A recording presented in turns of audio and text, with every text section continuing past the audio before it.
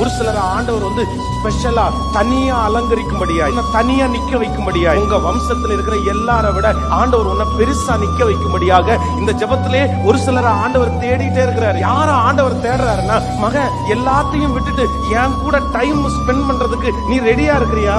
ஊழியத்தினுடைய அஸ்திவாரம், எதிர்காலத்தினுடைய அஸ்திவாரம்ன்றது வேற எதுலயுமே கட்டப்படக்கூடாது. எதுல மட்டும் நான் கட்டப்படணும்னா, ஆண்டவரோட நீங்க நேரம் செலவு பண்ற அந்த டைம் ஸ்பெண்ட் பண்றதுல கட்டப்படுற அஸ்திவாரம். நான் நம்புறேன், எத்தனை புயல் அடிச்சாலும் எத்தனை காற்று வந்தாலும் அந்த அஸ்திவாரத்தை அசைக்கிறதற்கு உலகத்துல இருக்கிற ஒரு மனுஷனாலும் முடியவே முடியாது.